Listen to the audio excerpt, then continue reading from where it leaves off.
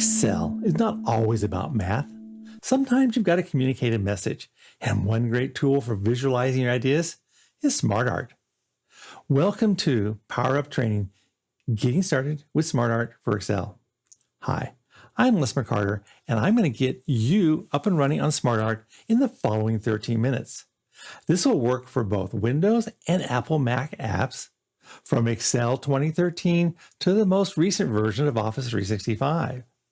When done, you're going to understand the SmartArt creation tools with expiring examples, creating 3 very different projects. If you're looking for a specific help topic, move your mouse to the YouTube play bar down below here, and you'll be able to jump to that specific idea.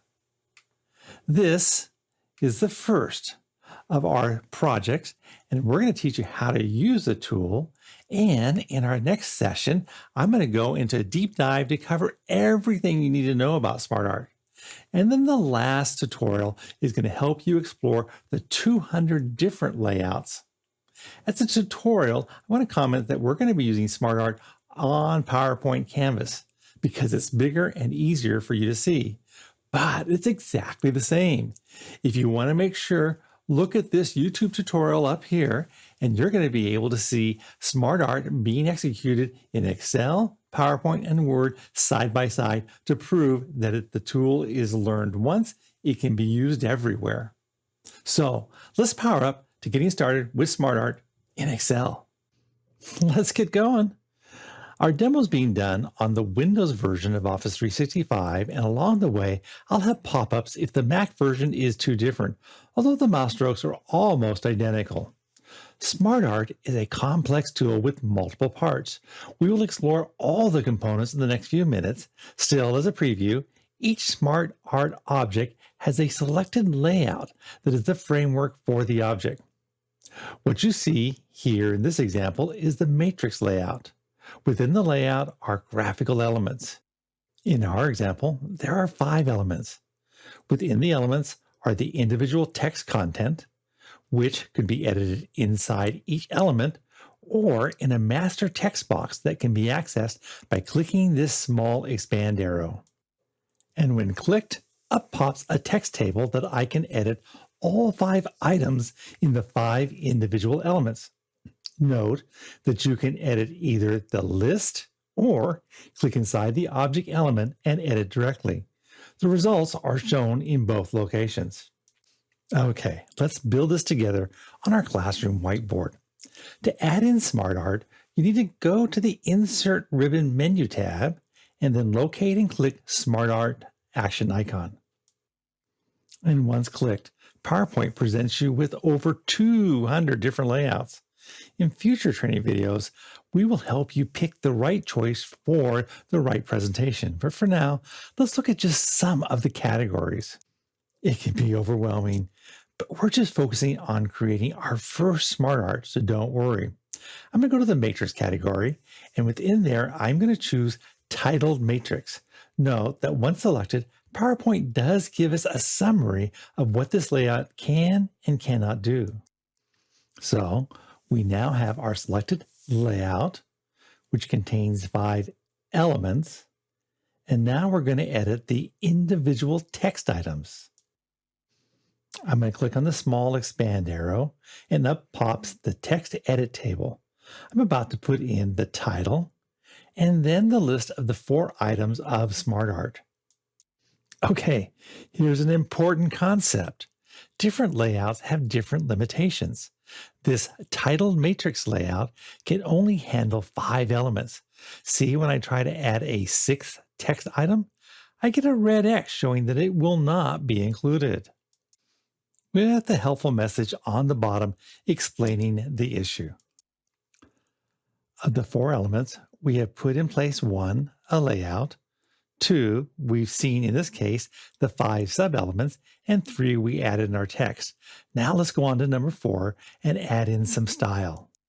Let me resize and center by lasso selecting the SmartArt object, then carefully clicking on the far edge of the whole object and making it smaller and then moving it to the middle. Do take notice that when I did shrink it, the font size shrank also to match the layout. Let's color it by first selecting the object and then clicking on the SmartArt Design menu if it's not already showing, and then looking at all of our color choices when clicking the action icon of Change Colors. And Microsoft designers have a range of choices for us based on our current theme color palette or some other conservative choices and even some wild color choices. With this choice, one of our text elements becomes lost because we have white text on white background. That can be fixed by selecting the text and changing the individual elements to blue. See how easy it was to click and modify specific items? And if we change our minds, we can go back and take on a new look. In this case, a more buttoned down color scheme, which reformats the text colors to match. Lastly, we can make one more stylistic enhancement by looking at the different layout styles, including some 3D style looks that add some class or makes it a little funky.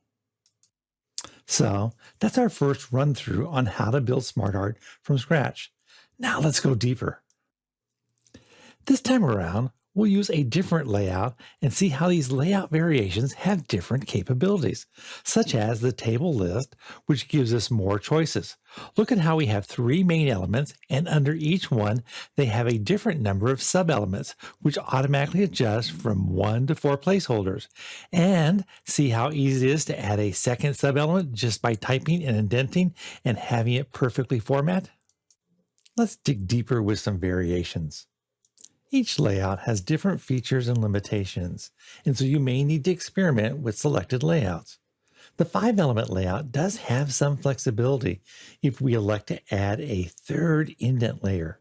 Watch how this auto-transforms from a center text in each of the 4 boxes to a top labeled box when I add an indented bullet items by pressing the tab in the text entry area. But you may find a more optimal layout design to better communicate specific ideas. Let's try on something new. The first SmartArt we created, we inserted it into a blank canvas. This time, let's see how we can convert an existing SmartArt into a new design and not have to retype our text. Here's a quick aside. The SmartArt design menu only appears if we have a SmartArt object selected. Watch as it comes and goes based on what is or is not selected. So, to choose a new layout design, we're going to click on the object, and then in the Smart Design menu, we're going to look that there are similar layout recommendations, but we want to try something completely different, so we'll click on See the Whole List. Once again, with over 200 layouts in the most recent version of PowerPoint 365, we have a separate YouTube video to help you decide what will work best for your specific concept. But at the moment, we're focusing on the mechanics of creating SmartArt, so let me choose a specific layout to work with under Lists. Specifically, I'm going to choose Table List. This layout is more flexible when it comes to the number of second layer topics. We're no longer limited to just 4, as I can add as many as I want, except that visually it becomes a little too crowded if I go too far. Furthermore, I can also add sub-bullet points, but note that if I do one box, I need to do them all if I want them to look consistent with the titles across the top of each box. Let's explore a different layout in the same family to see if it works any better. With the object selected, I will take a look at some of the variations. Let's try this one. But once I click it, it doesn't seem right. Let's experiment a bit by adding several more top layer topics. I will select the bullet point Topic 1 and do a Shift Tab to outdent the items, and do the same Shift Tab for Topic 2. And now we're getting the idea of how this layout works, and starting to understand the importance of our text and the use of multiple layers of outline indents to get different looks inside of SmartArt. So with the object selected, I can now just survey the various designs just within the list category by hovering my mouse over each layout and looking to find one that captures the spirit of my text ideas. Let's explore this layout.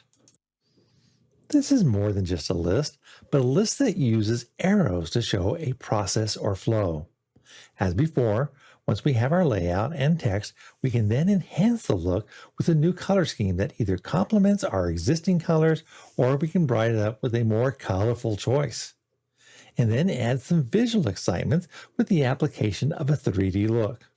Once again, hovering our mouse over the look before choosing and clicking. There is no doubt that this is eye-popping, but probably not appropriate for a professional presentation. But that's easy to fix. We can go with a more corporate color scheme and then a subtle 3D enhancement. On to our last and most ambitious SmartArt learning project. An org chart. We'll learn how to edit both in the text box and inside the SmartArt object, plus introduce some of the additional action icons that are specific to SmartArt. As we see with this existing object, when I change the name Alex in the chart, the text box follows along. But let's see more.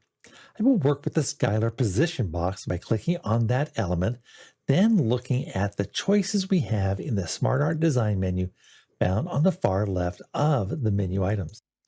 Watch what happens when I click on Demote, and Skylar no longer reports to the chairman, but to Devin, the assistant. And if I click on Promote Action icon, then she returns to her manager role. Now let's experiment with Move Up and Move Down. When I click Move Down with Skylar selected, she confusingly moves right. What's happening is that she's moving down within the text box, so her position now follows Sam, and one more move down and she follows Leslie. And Skylar returns back to her normal position when I click Move Up a couple of times. Okay, let's build this from scratch on our classroom whiteboard.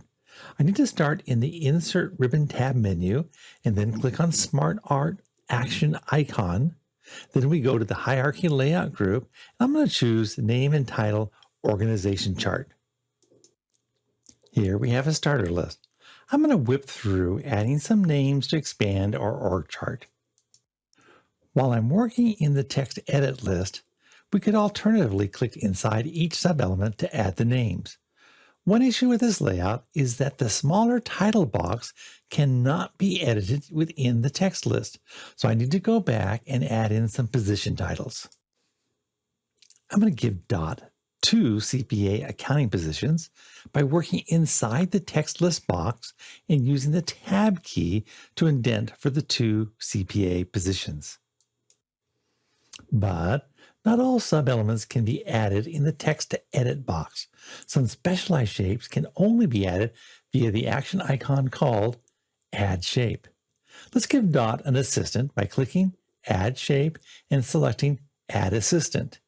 And in the text edit box, you now see a specialized symbol of the right angle arrow for the assistant position shape, which is similar to the Rachel assistant to Alex. Now to do some stylistic enhancements by selecting the whole object and resizing it to fit inside of our slide. Note how the font sizes automatically shrink as we shrink the object. That's a great time saver. And then we can try on some different color combinations. Do take note of the details. In my chosen color, the connector lines on the bottom half of the org chart has become invisible because they are white on a white background.